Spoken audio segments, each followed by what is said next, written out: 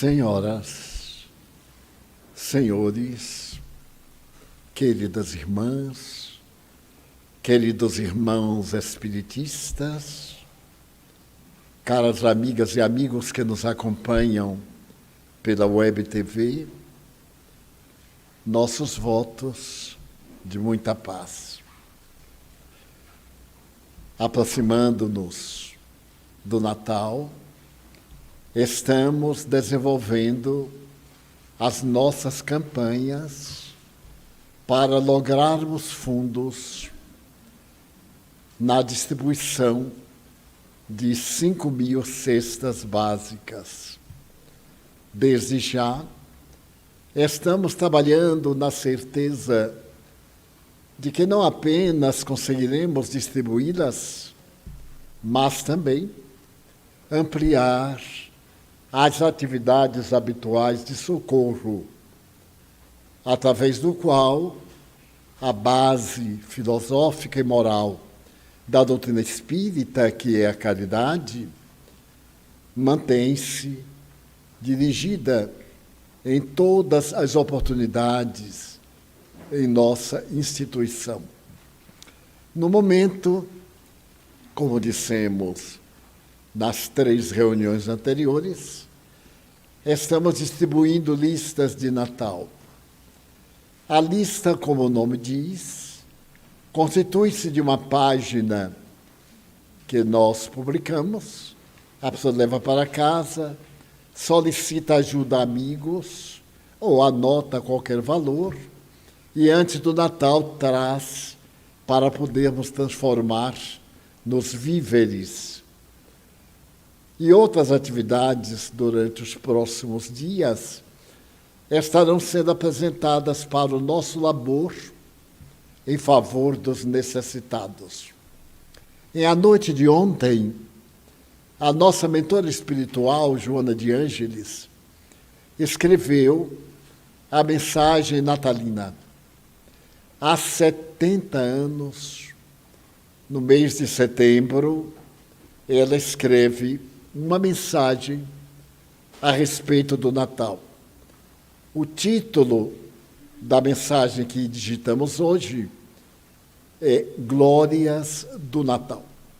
Ela faz uma análise sociológica e política daquela oportunidade e a chegada inesperada de Jesus para inaugurar, em plena civilização bárbara, o período de cultura afetiva. E no salto quântico literário, ela diz que vivemos hoje quase que os mesmos dias.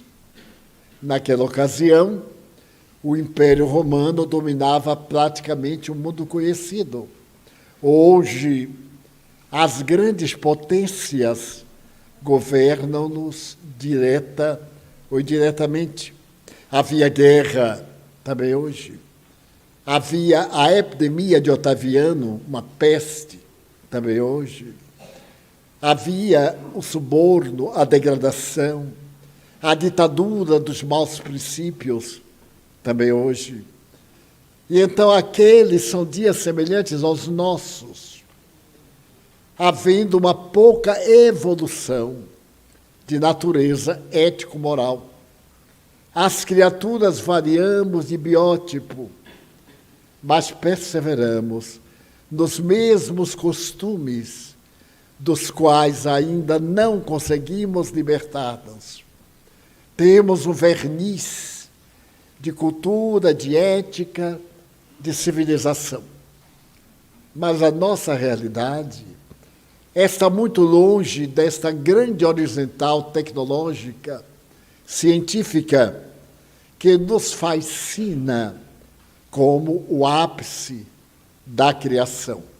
Aliás, na expressão psicanalítica de Freud, nós não somos o anjo, somos mais uma aberração, governado, cada um de nós, mais pelos instintos do que pela razão.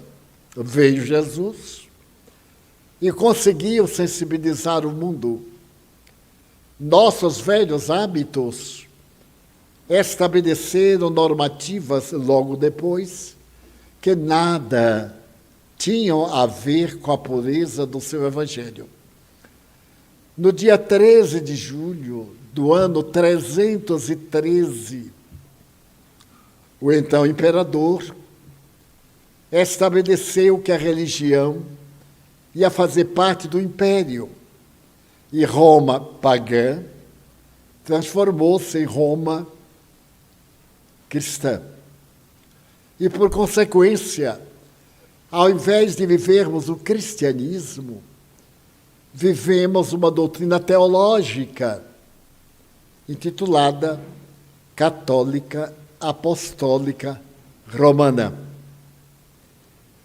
Dentro dessa colocação, surgiram dogmas, teologias, leis, um grande número delas fixado no pensamento de Paulo de Tarso, que havia sido rabino, legislador, e que procurou normalizar todas as questões dos costumes, até se era imoral ou não a mulher cortar o cabelo. Se era imoral ou não o homem fazer a barba, porque no Oriente a tradição mantinha a barba. Os romanos quebraram a tradição. Todos eles apresentavam-se, na maioria das vezes, na cultura romana, com a face despida de pelos. Mas a religião dominante estabeleceu o cuidado dessa natureza, como o muçulmano, a respeito de cobrir o cabelo tanto do homem como da mulher, porque o cabelo, é sensual. E então nós recorremos a Paulo, que uma coisa só é imunda para quem tem a mente imunda. Para esse é imunda. Romanos 14, 14. Então a questão do ser moral ou imoral tem muito a ver com a tradição e os costumes e os hábitos. Então, mais tarde, vem surgir a doutrina espírita, numa tentativa de restaurar a pureza do Evangelho. Antes disso, em vários períodos da humanidade, surgiram apóstolos que se encarregaram de lutar contra os malefícios da Santa Inquisição, das Cruzadas, que eram movimentos políticos dominadores e cuja fé violentava a própria cultura da fé, era imposta. O outro tem que crer, mesmo que isso lhe violente a razão. Era chamada a fé cega. Por volta do século XVI, 3 grandes pensadores desejaram libertar a pesquisa científica do totalitarismo da religião. Nós vimos Galileu ser levado ao ridículo octogenário, porque se atreveu a dizer que a Terra era redonda. Mais tarde, Laplace, por volta do século XIX, escreverá uma obra monumental a respeito da esferosidade da Terra e do planeta no espaço. Um livro com 600 páginas. E Napoleão Bonaparte, que era o imperador, em um banquete oferecido a Laplace, teve a ocasião de manter o seguinte diálogo: Monsieur Laplace, eu li o seu livro de ponta a ponta, mas em uma página sequer o senhor fala sobre Deus. E ele respondeu: Monsieur, lamento muito, mas não tenho necessidade disso. Era a reação do pensamento científico àquele Deus absurdo imposto pela religião dominante. e logo por uma outra doutrina que pretendia modificar a estrutura do cristianismo, apresentada no século XVI pelo monge augustiniano Martinho Lutero, que se revolta contra as indulgências. O Papa necessitava de dinheiro para a Igreja de São Pedro e decreta as indulgências, isto é, o perdão, a complacência a quem pague. Qualquer pecado pode ser anulado de acordo com a espórtula, com o dinheiro que se mande para o Papa.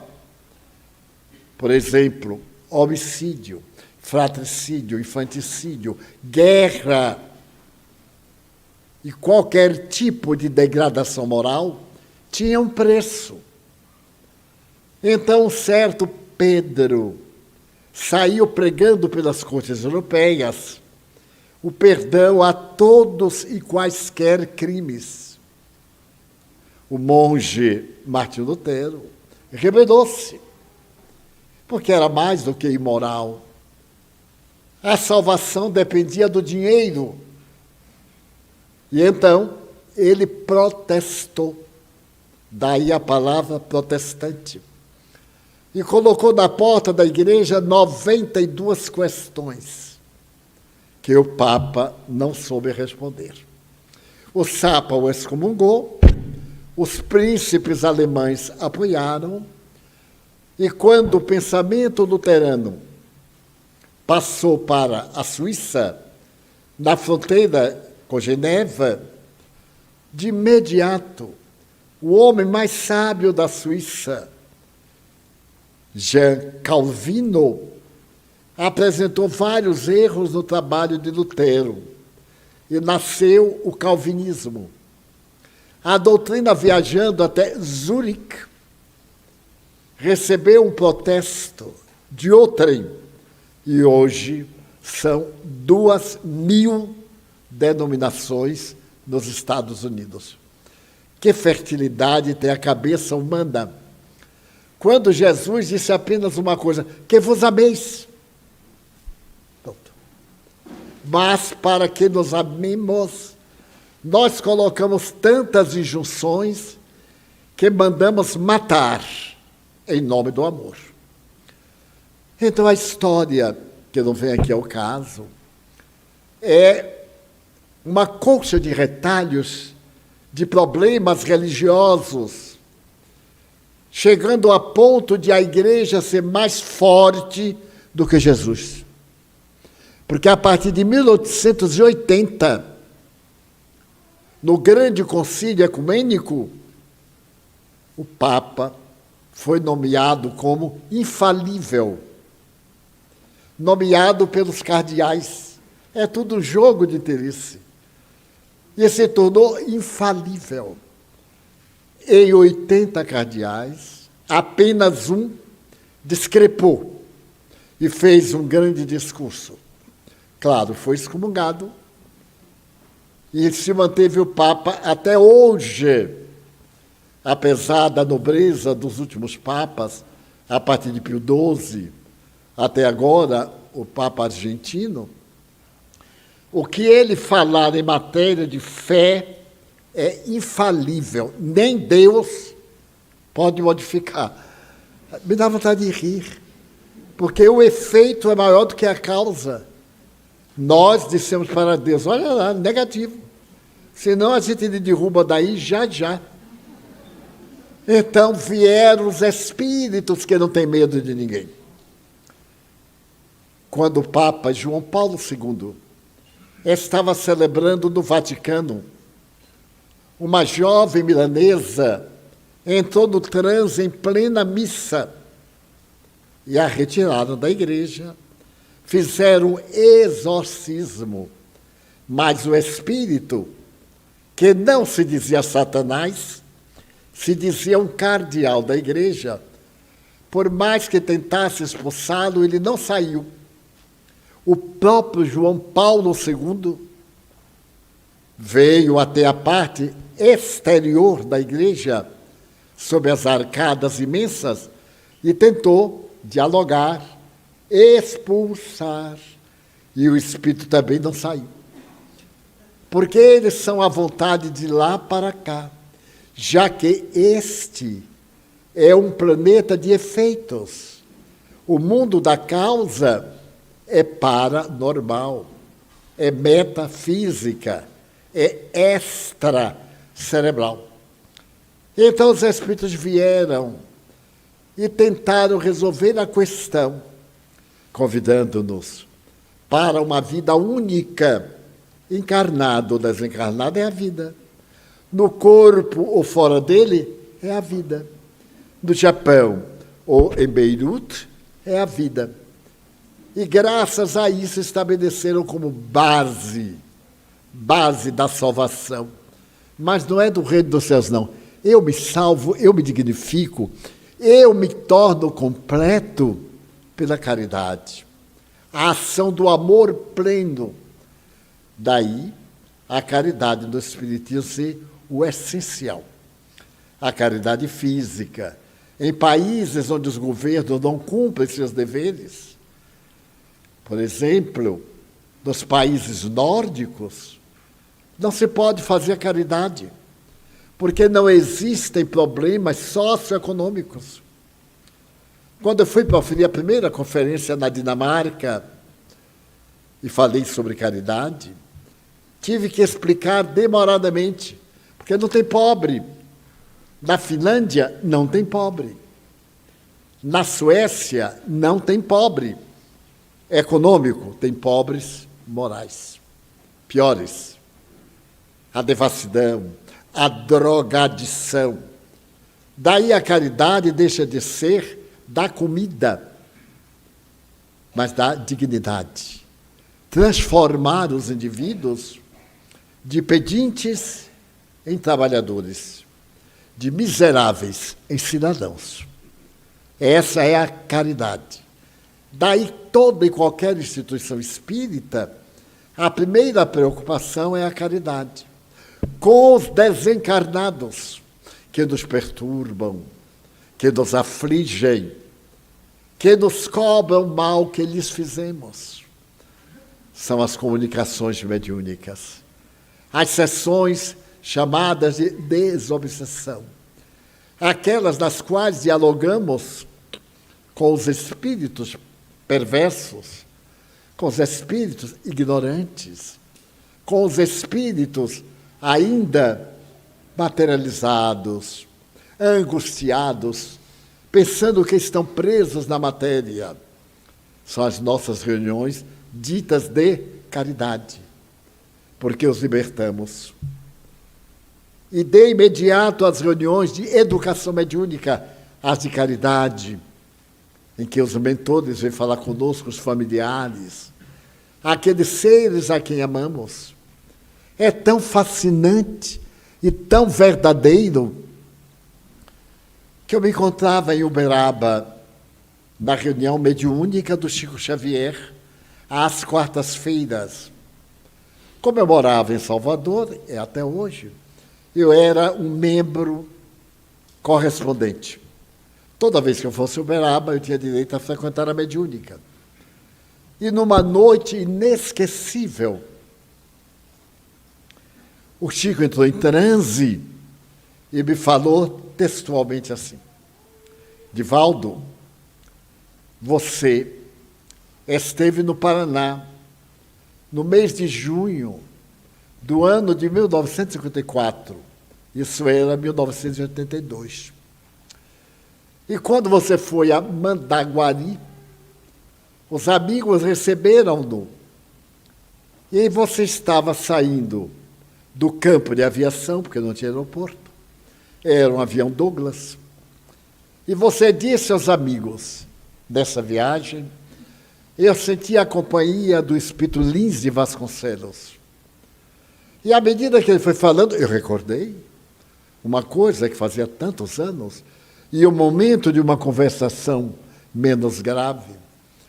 E depois que ele anunciou, ele fez uma pausa muito técnica e perguntou assim: você os viu? Eu disse: Senhor, eu os vi. E o senhor também, que estava lá, deve ter-os visto.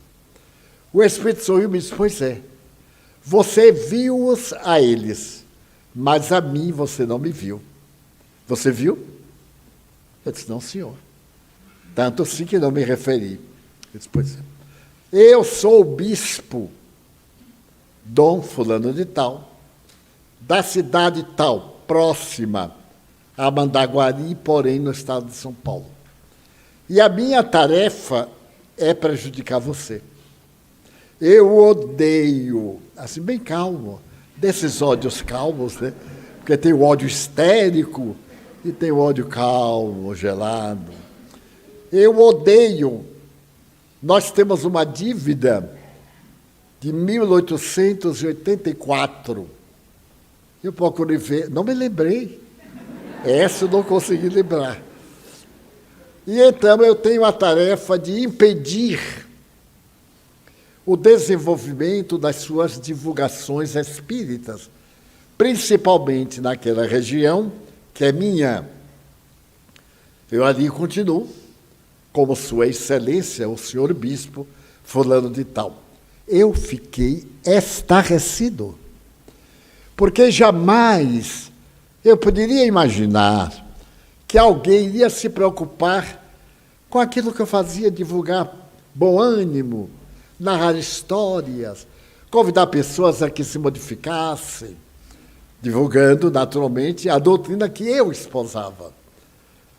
Então, quem ficou agora no estado quase de choque fui eu, porque o espiritismo incorporado do Chico, nesse tempo o Chico Xavier era gordinho, e o gordinho é lindo quando se senta, porque era banha por todo lugar da cadeira.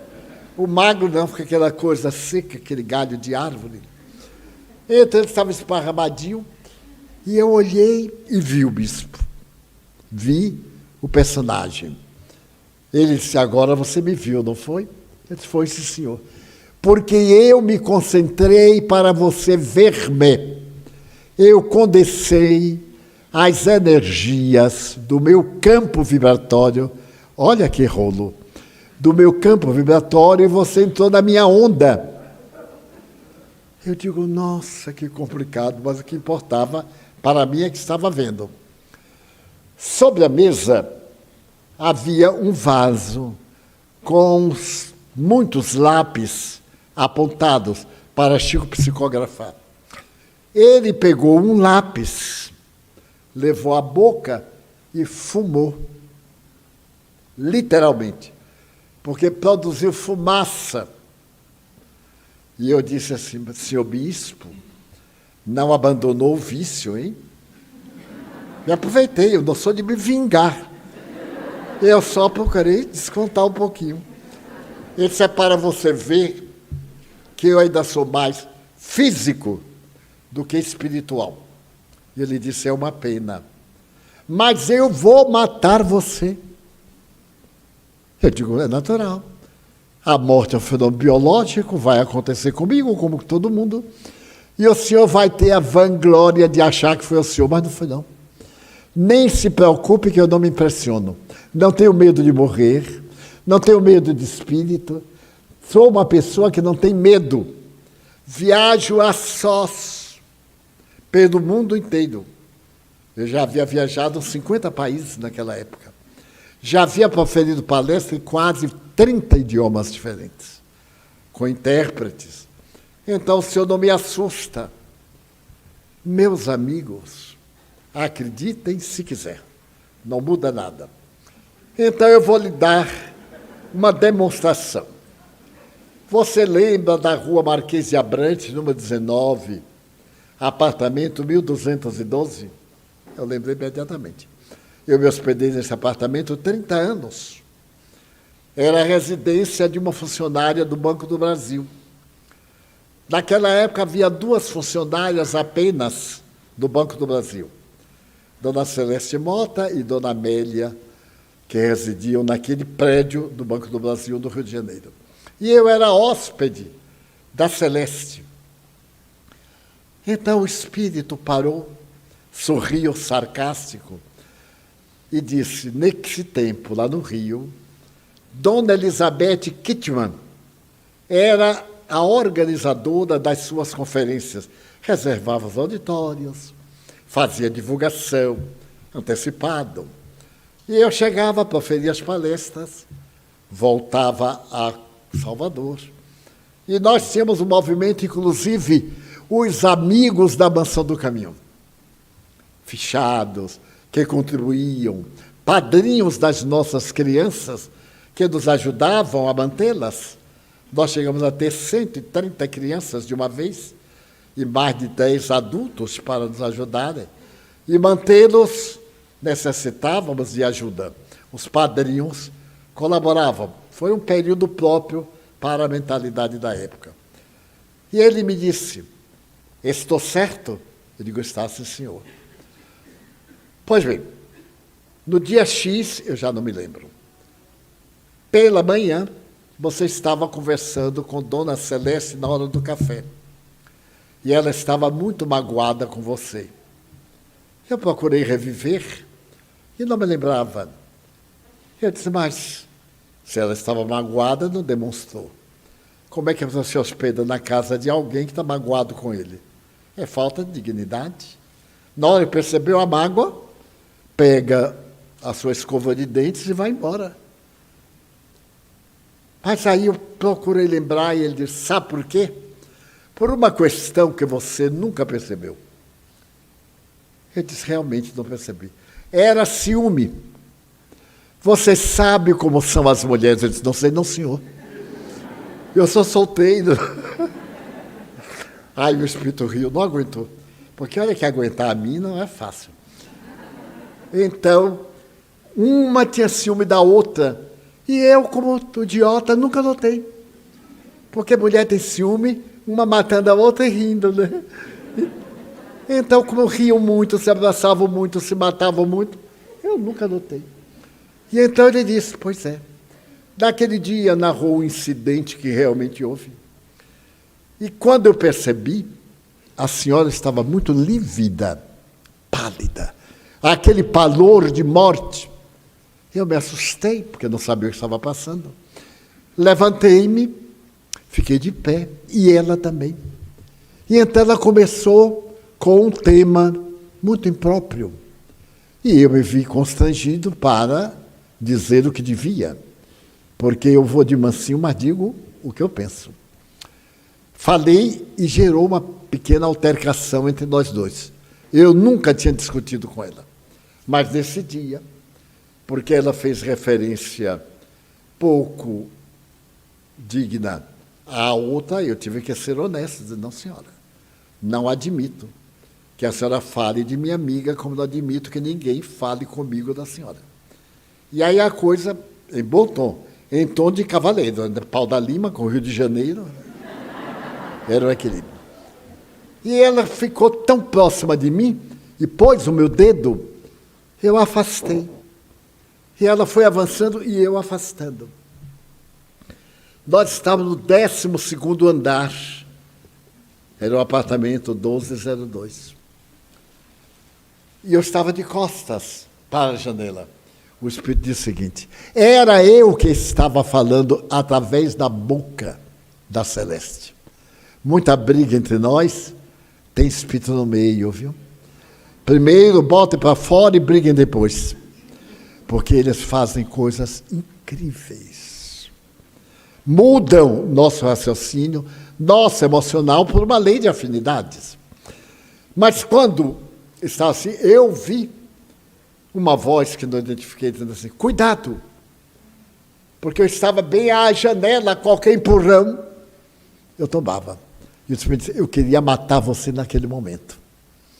Mas a dona Joana, que é o Espírito mentor, interferiu. E tudo mais se aclarou. Se aclarou, mas nunca mais foi a mesma coisa. Um vaso de cristal, quando racha, pode consertar à perfeição, mas é um vaso rachado. Que coisa!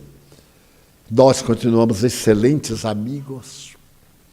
até a sua desencarnação, quando eu me mudei, porque primeiro eu matei a anfitriã, tinha que mudar da casa.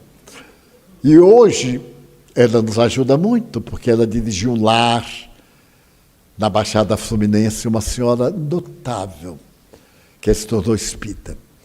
E aí o espírito me disse, eu fiquei pasmado. Ele disse, mas o senhor tem uma boa memória? Eu disse, boa memória não, eu fiz uma ficha. Eu estou olhando a ficha. Ele disse, o que é que o senhor quer que agora eu faça? Porque eu estou aqui na instituição, na irradiação espírita cristã, e o que é que o senhor quer que eu faça? Que abandone isso. E eu vou lhe ajudar muito. Você ainda está jovem. Eu devia estar com uns 40 e poucos anos. Para quem tem 95, eu era jovem. Então o Espírito me disse, eu serei seu amigo se você abandonar essa doutrina. Mas por que ele tem esse ódio do Espiritismo? Porque nos liberta das obsessões, do vampirismo, da desdita do nosso lar, das nossas brigas domésticas sem causa, da nossa libido exacerbada, dos nossos vícios estimulados, dos nossos rancores injustificados. Alguém briga conosco e a gente fica remoendo. Ao invés de tirar o lixo da cabeça, a gente coloca mais toxina na cabeça. E vivemos inimigos uns dos outros, por bagatelas, por coisas sem menor valor. Eu olho para trás, meu Deus, quanta amargura eu carpi, por coisa nenhuma que eu dei valor. Porque se não dermos valor, não tem valor. O diamante, qual é o valor dele? É uma pedra quase difícil de ser arrebentada. Mas porque vale tanto? Porque é raro. Na hora que lama ficar rara, vai ver. A maior disputa é carregar um saquinho de lama aqui no peito. Porque tem valor. Então, os valores estão na forma em que os vemos. Mas os valores éticos são princípios eternos de respeito à criatura em nome de Deus. O valor do Evangelho é a mensagem. Faça o bem. Seja você quem tem a honra de amar. Seja você aquele que desculpa, que perdoa, que compreende. É tão bom sermos nós a vítima. Na internet não escapa ninguém. É claro que periodicamente eu apareço. E a primeira vez que eu apareci, claro, estavam me arrebentando. Mas eu não sabia, eu não lia, não tinha tempo. Eu então fui ler. E os amigos disseram, você vai responder? Eu digo, mas quem escreveu sabe que é mentira. Eu sei que é mentira. Eu vou responder o quê? Não dei a mínima importância. Deu um resultado ótimo, porque eu fiquei conhecido na internet. Quem não é conhecido não é visto, quem não é visto não existe. Nós existimos a partir do momento do conhecimento. É a tese psicológica do ser e do ter. Então você passa a ser na hora do eu profundo, não do ego externo. Porque hoje eu tenho um ego, amanhã eu mudo de temperamento. Há pessoas hoje de uma gentileza cansativa, bajuladora. Mas amanhã está de mau humor, é outra pessoa totalmente diferente. É outro ego. Então o Evangelho diz, não se preocupe. Todos diziam que ele era bandido e o colocaram na cruz. Menos aqueles 12, alguns dos quais ainda tinham dívida. Convivendo 3 anos em intimidade, ainda tinham dúvida. Então é natural que também duvidem de mim. E não se incomode, diz-me Joana. Se você notou que alguém está indisposto, faça de conta que não notou. Porque o problema é dele, não é seu. Se a pessoa usa o limão, o azedume está na sua boca, não na dele. não na pessoal. Então esse é o Evangelho, é a doutrina que os Espíritos nos dão. No momento muito grande e grave da minha existência, eu cheguei à conclusão de que era uma voz no deserto. E conversando com Raul Teixeira, que também é um excelente divulgador do Espiritismo, ele me disse, ipsis verbis, Divaldo, parece que a gente está enxugando gelo. Enxuga, enxuga, até o gelo acabar. Porque as pessoas são muito especiais. Não podemos pretender que elas façam conforme sugerimos. Lançamos a semente. E cada um sepulte ou não. Deixamos em liberdade para cada um fazer da sua vida o que lhe aprouver. E isso para mim foi excelente. Olha que uma das coisas muito difíceis do comportamento é o ciúme, é o zelo. A gente ama e não quer repartir, mas quer compartilhar quando o amor é do outro. E então Joana me disse, meu filho, sempre que você amar, esqueça que você não fica dono do outro, ou dono do sentimento, ou do objeto.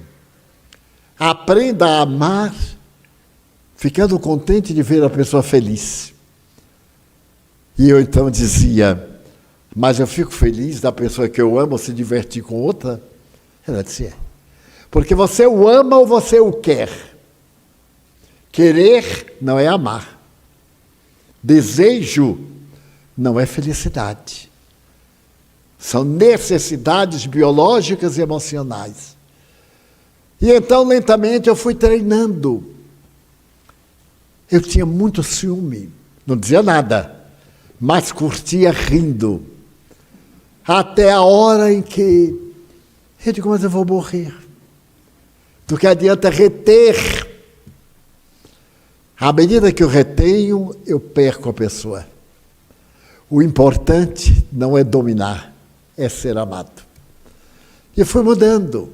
A essa altura do campeonato, como se diz vulgarmente, quantas lições maravilhosas do Evangelho. Porque eu tenho uma vida muito solitária, resido numa casa com pessoas maiores de 60 anos. Aqui só se fala em caridade, em prece, em passe, e em comida também. Porque a espírita come, que está comendo, e de noite o que é que vai ter? E de noite pergunta, e amanhã de manhã o que é que vai ter? É uma coisa. Às vezes até eu quero fazer um jejumzinho, não deixam, porque bota aquelas coisas fritas, horríveis e saborosas, e a gente se acaba. Mas então que beleza! Hoje eu tenho uma carga na minha área da saúde, tenho uma carga na área da idade. Deus me deu a honra de ter Covid, uma bênção, porque eu fiz tanta palestra sobre Covid, mas nunca havia experimentado o que é essa tal Covid-19.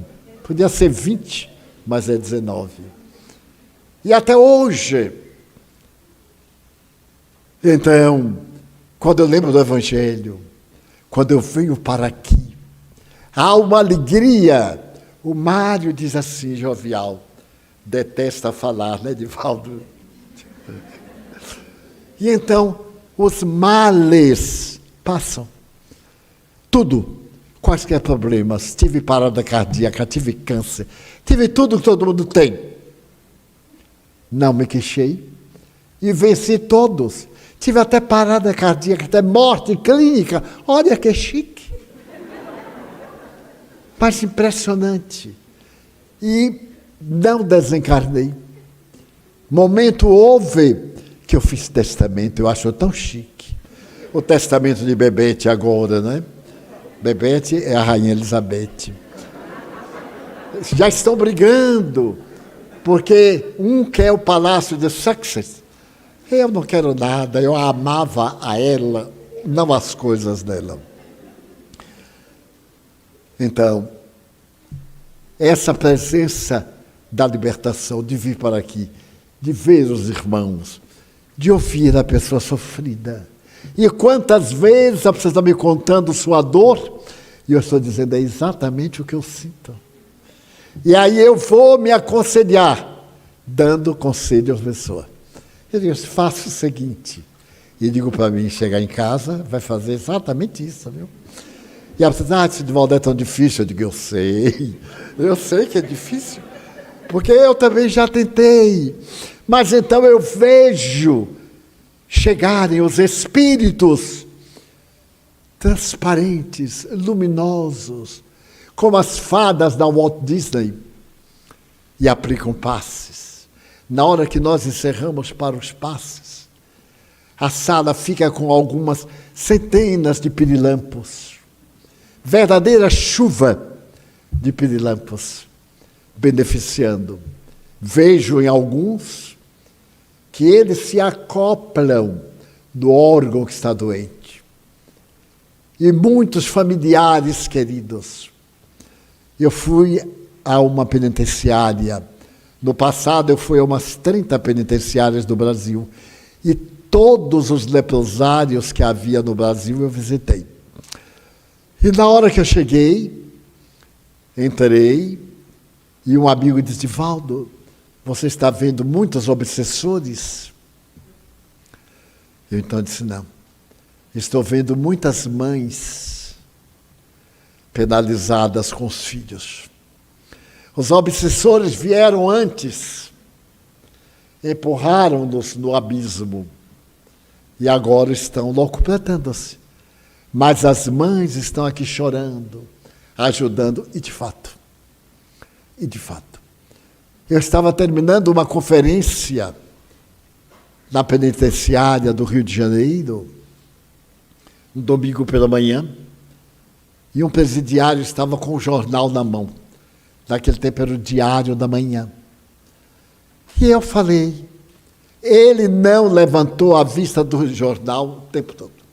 Bem de frente, eram uns 200. Eu fiquei intrigado. O semblante dele era duro, patibular. Eu disse uma coisa engraçada, ele não riu. Eu narrei uma história tensa, ele não se emocionou. Eu fiquei impressionado. Na hora que eu saía com o secretário de segurança, alguém me puxou pela gola. Com muita força eu virei, era ele. Ele disse, ele vai me dar um soco, porque eu fiquei... Então ele me disse assim, seu Divaldo, o senhor vai voltar aqui? Eu disse, não vou voltar nunca mais. Por que não? Ele disse, porque o secretário me convidou para fazer uma palestra para vocês. E eu fiz a palestra. E você não me olhou nenhuma vez. Estava com o semblante carregado, eu lhe olhei muito, tentei uma comunicação. Então, eu não posso, eu tenho pouco tempo. Aqui eu não virei, porque é perda de tempo.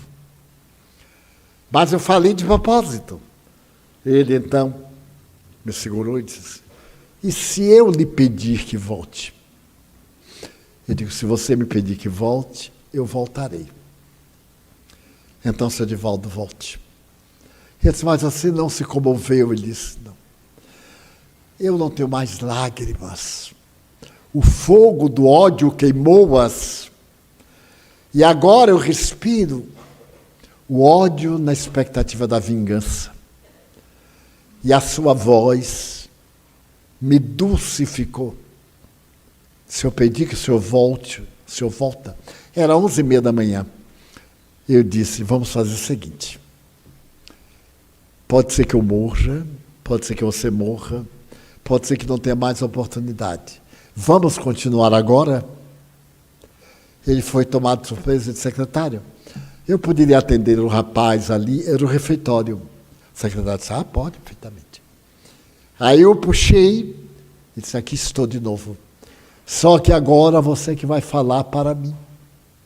Ele então me contou a tragédia. Ele havia assassinado a própria mãe. Contou a tragédia. Conversamos. Eu voltei à penitenciária Lemos Brito muitas vezes. Estimulei para que ele fosse estudar.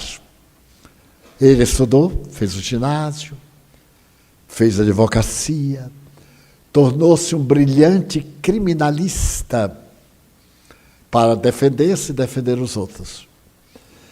E mais tarde, quando ele já era célebre, mas ainda estava na prisão, ele pediu para ser removido para Curitiba, porque desejava colaborar na penitenciária de lá. Então, essa doutrina nos fala do amor, que aquele espírito odeia, que muitos aqui na Terra odiamos, e que aqueles a que nós prejudicamos perseguem-nos, comprazem-se. E, no entanto, na hora dos passes, que eu digo assim, agora é a hora da vivência. O bem que a mim me faz. E eu espero, sinceramente, que também faça muito bem a todos nós. Porque Jesus nunca nos deixa a sós. O seu amor é inefável. E a sua mensagem é para uma sociedade digna, livre. E me lembro deste significado quando Paulo foi falar com Nero, o pior homem do mundo, com o melhor homem depois de Jesus. Naquela sala, diante da corte decadente de Domício Nero, Popeia, a sua mulher depravada e vulgar, assistiu ao diálogo. E depois que Paulo lhes falou, abalou o monstro, que mandou retirá-lo. Ficou com medo de mudar. A Popeia disse: Domício, este homem tocou minha alma. Mande matá-lo, porque senão ele vai mudar minha alma. Nero mandou matá-lo, para não mudar a sua alma. Mas que importa se mata o corpo, não mata a vida. Minha mãe estava morrendo, com 86 anos. E o médico me disse, não tem jeito, desliga o aparelho. Eu digo, pode desligar, porque ela já estava desencarnando.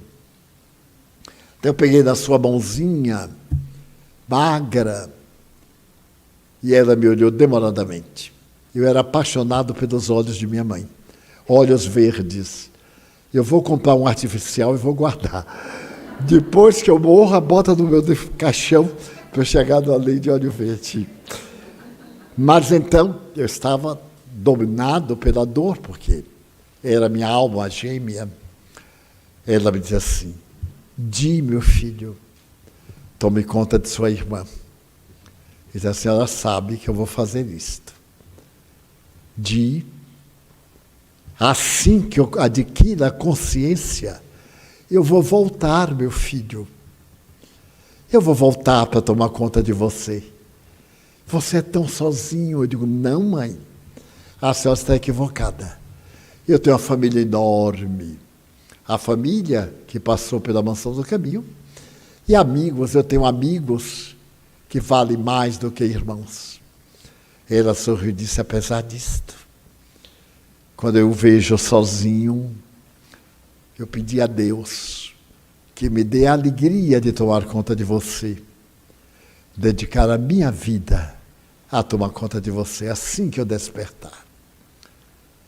E aí fiquei olhando. Minha irmã estava do lado, Nilson e eu. Quando o doutor Bezerra de Menezes chegou para desenlaçar, né, o chamado cordão umbilical. Não existe isso, é fantasia. Não há nenhum cordão umbilical. Há uma ligação com a glândula pineal. Nesta parte que os esoteristas chamam centro ou chakra coronário. É o último a desprender. O espírito desencarna, dos pés ele vai saindo, das extremidades, e a cabeça é o último que sai do modelo do corpo. Então eu vi, quando ela foi saindo, sorrindo, e ainda me falou que, gente, eu vou voltar. Bom, ela desencarnou, então minha irmã foi vesti-la preparamos. Mas dizer a dor que se sente é uma dor transcendente. Não é para chorar, para gritar, para nada. É um punhal invisível que entra no órgão cardíaco e revolve. Então eu vi a grandeza. Pela primeira vez eu senti solidão. E tinha o Nilson, minha irmã, os amigos da mansão, os familiares. Mas naquele momento éramos eu e a consciência. Sepultamos-la. E daí a dias eu estava na cidade de Castro, perto de Ponta Grossa, no Paraná. Era um domingo pela manhã, 8 dias depois da desencarnação dela. E por interior eu estava abatido, sentia saudade, porque era uma velhinha alegre, simpática, jovial, e eu sentia falta da presença. A dor da morte é essa separação, o físico, a voz quente, bem. E eu estava falando sobre a imortalidade da alma, quando me virei, e ela estava em pé, a uns 5 metros, com o vestido que eu lhe dei. Era um vestido de seda branca, com flores azuis. Minha irmã fez o vestido para ela, e ela disse: quero ser sepultada com ele. E foi. Aí ela apareceu.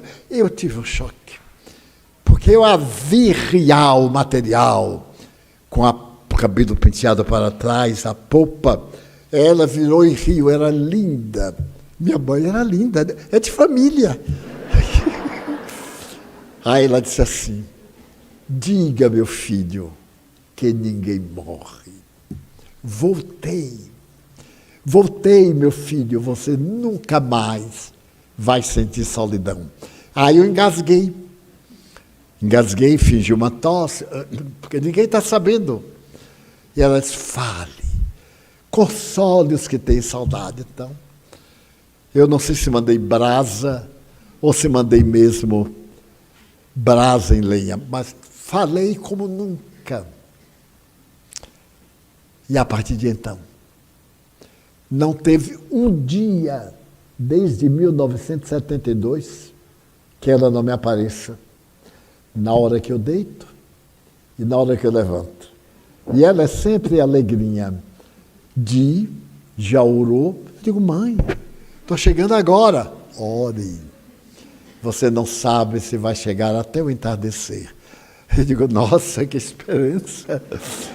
Na hora que já orou, meu filho? Mãe, eu saí da sessão, orei. Ore mais. Você vai viajar com o sono e não sabe se vai ver o amanhecer no corpo. Eu: ai, Pai nosso, já que a velha estava andando. Então essa doutrina de amor, é isso que Jesus quer de nós. Nada de fantasia. Ai, meu Deus, se me acontecer isso, eu vou dar uma dúzia de vela. Para que Deus quer uma dúzia de vela? Uma dúzia. Se ainda fosse 1 milhão de velas, mas uma dúzia. Aquelas velas magrinhas de nada. Demos coisas, porque não queremos dar-nos. O Padre Pio, aquele que é santo da Igreja Católica, ele disse assim: todos querem pagar promessas de coisas que não lhes fazem falta. Eu não te prometo nada, mas eu quero apenas pertencer-te. Eu não me dou, eu já te pertenço. É uma coisa mística muito profunda. Santo Agostinho, que era um homem trivial, ao ter o contato com o Cristo, ele disse: tu preenches o vazio do meu existencial. E Santa Teresa d'Ávila, numa obra que é grandiosa na literatura, Mi Vida, é a sua autobiografia. Vivo porque morri para tudo. E pelo fato de estar morta para as coisas, eu vivo só para ti. Não é que vamos abandonar o mundo, isso é uma mística, uma fuga. Viver no mundo. fazer as coisas do mundo, de vez em quando dar uma errada boa, cai bem, quebrar a cabeça, voltar, recomeçar. Porque nós somos crianças no conceito da consciência cósmica. E como Deus nos ama, ama também os nossos equívocos. Joana me pede para nunca pronunciar a palavra pecado, porque o pecador tem que ser punido, nem culpa, porque o culpado tem que ser reeducado, mas responsável. Eu sou responsável. Então eu sou responsável pela minha doação ou pela minha não doação à verdade. Daí, na noite de hoje, eu me predispus mentalmente e falei aos espíritos antes de vir: usem-me, falem a algum coração, encaminhe a minha palavra esperança, a alegria de viver, a anular o mal, a apagar aquilo que é negativo. Só acontece porque estamos vivos. Ai, não me acontece nada, porque está morto. É um cadáver respirando. Nem a morte quer. Não, mas se me acontece, que maravilha, estou vivo. E juntos vamos fazer um Natal de glórias. Primeiro vamos dar-nos um Natal, porque Joana termina a sua mensagem assim: é a tua oportunidade de permitires que ele nasça no teu coração, ou renasça na tua vida, cantando glórias em benefício do mundo. Vamos agora orar para que os fluidos dos nossos irmãos penetrem-nos e nos revigoremos para sair daqui. Pedimos aos médiuns para que tomem os seus lugares.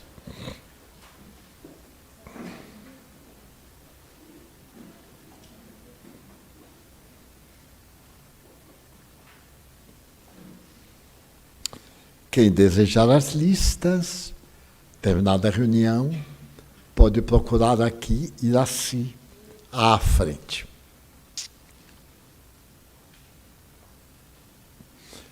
Amigo, tu próprio disseste: eu vos chamei de amigos, mas agora eu vos chamo de irmãos. Irmãs, irmãos queridos, peçamos em união de pensamentos, bênçãos para os nossos médiuns, a fim de que eles canalizem as energias do mundo maior em nosso benefício. Assim, pedimos por nós próprios, por aqueles a quem nós amamos, nossos familiares, os afetos, mas também que nos amam ou que não gostam de nós. Permite-nos sintonizar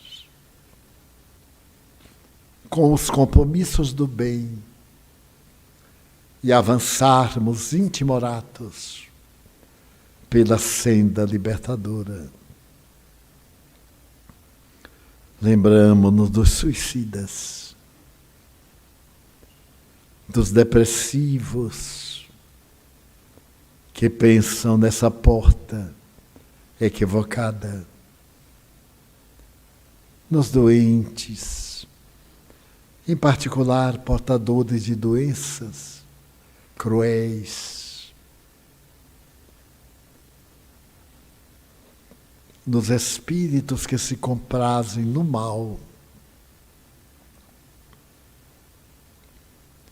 os obsessores, os que se acreditam adversários do bem, por aqueles que nos pedem intermediar rogativas. Ó amigo querido,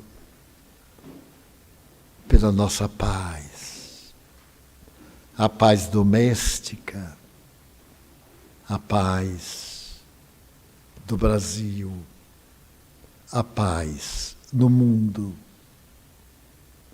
Faze que a nossa água se beneficie da graça divina. E agradecendo a Ti os breves minutos de comunhão, em Teu nome, sob as bênçãos de Deus, da Mãe Santíssima e dos nossos guias espirituais, encerramos a nossa reunião com votos de paz para todos nós. Está encerrada a nossa sessão.